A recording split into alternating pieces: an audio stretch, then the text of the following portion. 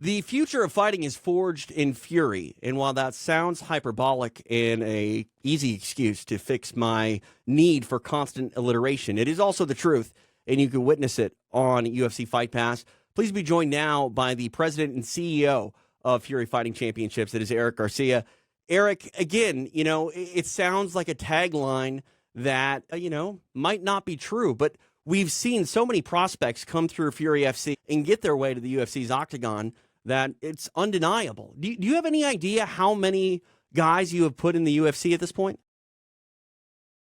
I think me and Rich were kind of going back and forth with it a couple weeks ago, and I know we're over 50 at this point. I think we're over 50. So we're moving right along. Absolutely. And I think when you look at some of the other live event partners, the LFA is a monster in this space. But I think pound for pound, you guys are doing big things in relatively a tight knit little team. Like the way that you guys operate, I don't want to sound like I'm being condescending when I say you're kind of a mom and pop group, but you get that vibe, which is exciting for me. I think, mixed martial arts, it's this huge global sport, but there's still very much a grassroots movement that feeds the monster and beast that is the UFC. Do you guys feel proud of what you're doing, in the southwestern United States here with Fury? Because it feels like it's almost a family-run organization. Definitely, definitely. I'm super proud. Going back to 2010, I've pretty much kept the same crew, for all these years. A few have changed in and out, but we've got about 10 solid people that have been around for years and years and years. And, that means a lot, because they share the same vision that I share in Fury and the growth and everything there. Everybody's proud. We all take part in what we're doing, and everybody loves it. So yeah, I'm definitely proud of what we're doing. The landscape of mixed martial arts, it has been one that is pretty tumultuous. And, a lot of promotions back in the early to mid 2000s, they would come out swinging, trying to, take on the UFC and be a competitor. We've seen a bit of a shift over the last 5 or 10 years where it's like, if you want to be in business for more than 5 or 10 events, you got to kind of understand your role. I want to go back to sort of the beginning for yourself, Eric, because this isn't a sport where a lot of people are going to even stay in business, let alone make money and be self-sustaining. Obviously, you guys are doing things. You're doing Fury FC 104. I mean, getting past the century mark. We're not even, counting the Challenger Series and things like that, the amateur showcases. But when you first got into promoting, what was the goal? Because I think you're a level-headed guy. I don't think you were thinking about trying to add another wing to your home and buy sports cars, because that's just not the right approach to promoting. Yeah, so give my other teammates that I was training with the place to fight. I was fighting for Mick Maynard in his early days of Legacy, which was Lone Star Beatdown, and the demand for guys to get on those cards was super high, but he wasn't pumping out cards every month let me try my hat at this promoter thing just so I could give guys on my own team that I was training with the spot to fight. Fast forward 15 years now, and what it has become, it's amazing, and really everything kind of took its place and got to where we are now, like after COVID, which would think like most promotions might have went under during COVID. And, I kind of took that approach that Dana did and created and kind of copied his protocol. And the UFC got going. He did Fight Island, and then he came back to the States and opened up with the protocols that he had in place. We kind of took those and aligned them in Texas, and we hit the ground running, and I think during COVID, we probably did like 6 or 7 events, and we were the first promotion outside of the UFC to actually start running shows. And that alone, I think, led more people to trust us and show how much I cared about the sport and how much I wanted to keep these guys busy and get them to the next level. And once we were out of COVID, we ended up getting a Fight Pass deal, and here we are 60 events later on UFC Fight Pass. It's amazing. Yeah, I mean, the volume of shows that you guys do in a year, I think that's impressive because, it's hard to stay in business. Even with a Fight Pass deal, the financials have to work, and you have to have fighters, and you have to have a schedule where one show feeds into the next. And you guys do a lot of events. And one thing that I really enjoy about Fury is it's not every time, but a Sunday night fight card. Or for me, or, late evening out here on the West Coast. I enjoy that you guys are willing to put, sort of a bookend on the weekend. Did You want to do Sunday? How did Sunday night fight cards sort of come across your radar as maybe a good fit for Fury? That's funny. When I got the Fight Pass deal, I knew that LFA pretty much had Friday nights. I knew that Saturdays were kind of out of the question because UFC events, unless we did an early event before UFC. And I was talking to Mick Maynard, and we came up with this idea, punch and brunch Sundays. So he thought it was a cool idea. I thought it was a cool idea. So when I was kind of trying to pitch my event to Fight Pass, I was saying, hey, what do y'all think about a mid-afternoon event on Sundays? Call it Punch and Brunch. We kind of dropped the Punch and Brunch name. I think we used that like one time. But Stephen Tecchi, the VP, he liked the idea, and it seemed like us being the only guys on Sunday, the viewership was pretty good, and we kind of ran with it.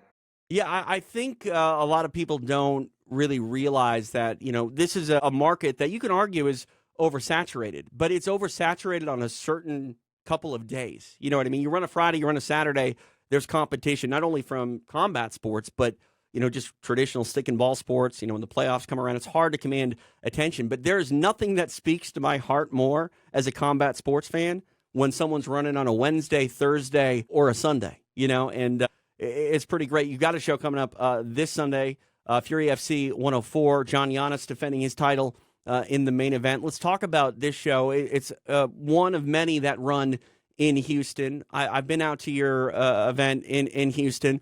It seems like a hungry fight community. Do you ever run into issues, trying to move tickets or get people to come show after show when you're running in the same venue in the same city?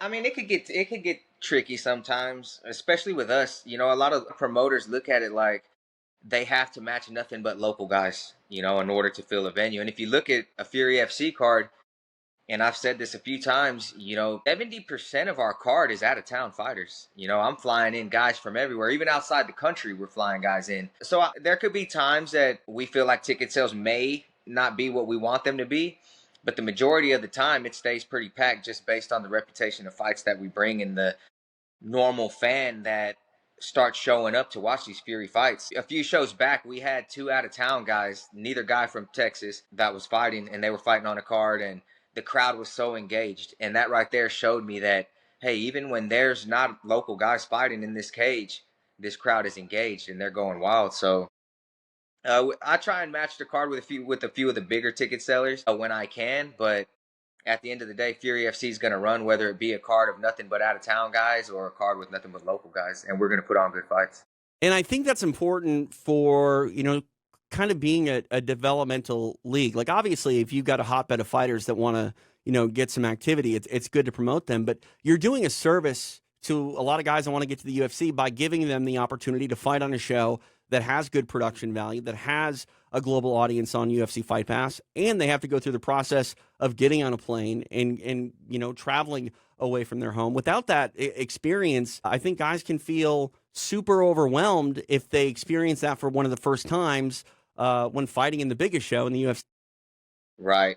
Yeah, and I kind of pride myself on offering these guys 4 fight deals, just knowing that I can fulfill my part of the deal. We give them a 4 fight, 12-month deal, and I know for a fact that I can offer these guys 4 fights over 12 months just because the volume of shows that we're going to put on. And like I said, even if you're an out of town fighter, that's not going to stop me from bringing you in. If you're a young, talented fighter, I think you have the potential to make it to the UFC, and Mick and Sean are going to look at you. I'm going to fly you in. And if you tell me, hey, I'm healthy, I can fight every month, I'm going to make sure that you fight as often as you can. Yeah, you mentioned Mick and Sean at the event that I commentated for you guys. Mick Maynard was in the house. It sounds like he's kind of a staple at Fury's. Is Mick coming out to pretty much almost every show that you guys are doing in Texas? Yeah, if he's in town and he's not off doing a UFC event, he usually pops in on a Sunday afternoon and sits cage side with us. I mean, that's the best sort of excuse to go to work ever, I think. Just hang out and watch some fights. Like, I think that would be a pretty fun gig, and you're giving him a reason to do it. Yes, and I mean, if you're a flyweight or a female fighter, a middleweight, heavyweight, or light heavyweight, and you're fighting under Fury FC, fighting in Texas is the place to be. It's almost like you have a Contender Series audition when Mick's in the house. Yeah, no, absolutely. Let's talk a little bit about this Fury FC 104 card. I mentioned John Giannis in the main event. Talk about that matchup. Giannis is a guy who I think is incredibly exciting. He's a great interview. He's obviously in the main event. Your thoughts on his fight this weekend? Yeah, so John Giannis was supposed to fight for the title back in February in San Antonio.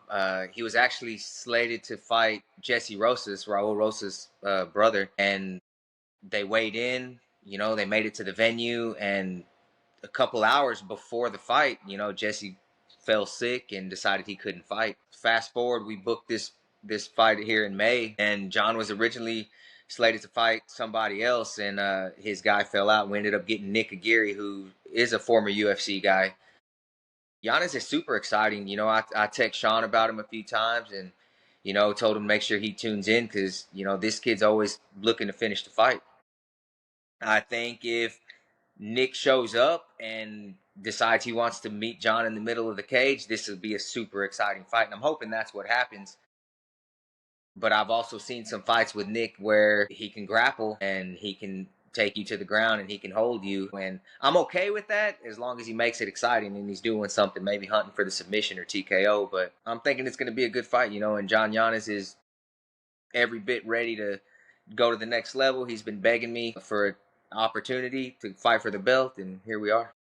I had a chance to speak with another gentleman on the card, Abdulaziz Datsalayev. He has got an interesting story. If people haven't seen the interview, you can check it out on UFC Fight Pass. I think it'll also be on YouTube. But he's a Kill Cliff guy that is from Dagestan, came here with absolutely nothing as far as money or even a place to stay was concerned. Very dedicated to the grind. He went viral by sparring with Ilia Topuria and actually cutting Topuria. The video went online. It went viral. Apparently, Ilia Topuria had some words for him through social media. So, a seed has been planted, but talk about him and what do you expect from him coming up on this card?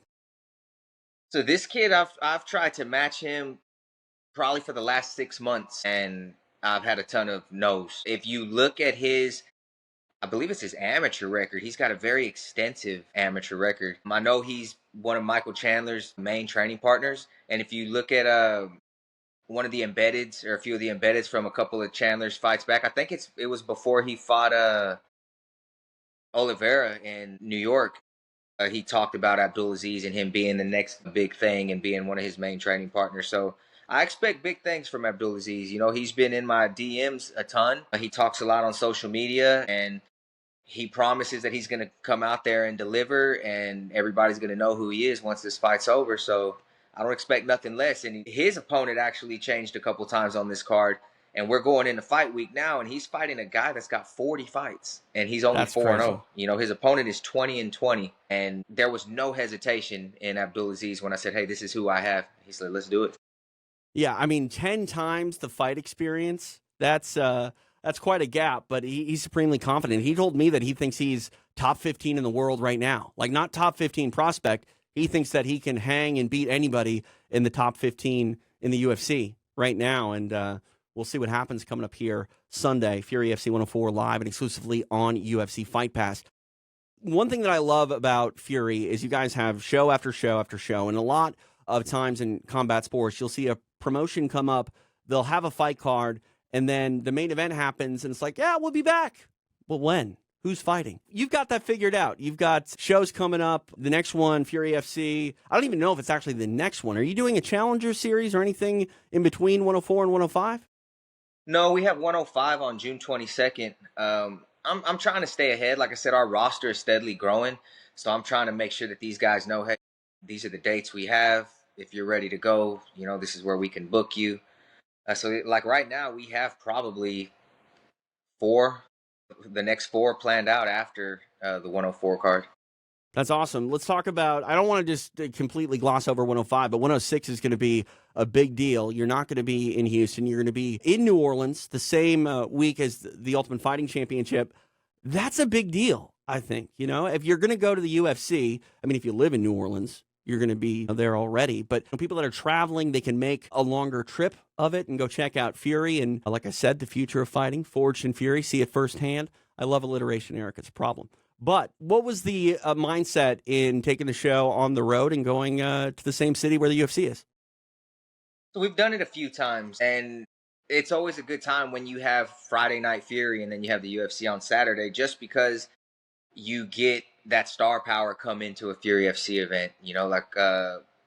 I just saw Diego Lopez is fighting on that card. Somebody made an announcement that Diego's fighting, and I actually have two of Diego's students fighting on the Fury card that night. So he was already slated to come to the Fury event. Brandon Moreno, I have one of Brandon Moreno's guys on. So Brandon hit me up and said, hey, he'll be there at the Fury FC event to make an appearance or do whatever. But the ultimate reason that we try and do it is in hopes that we get Dana to come out and do Looking for a Fight.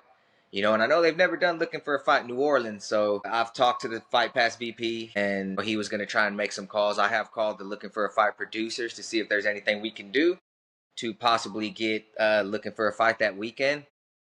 I haven't really heard much about it, so whether it happens or it doesn't happen, it's still always cool to have Fury FC the night before a UFC, just so the actual UFC staff, will come out. Mick and Sean will probably be in the house. I'm gonna hope that they'll both be in the house, even if Dana's not there. I mean, Be a good time. You got to go to New Orleans because you're looking for prospects. You're looking for gems. Dustin Poirier is from New Orleans. He's, the diamond. There might be some gems on this Fury card. It's an easy sell. Yeah, I think so. I mean, I can tell you right now, I've booked 20 fights for that card.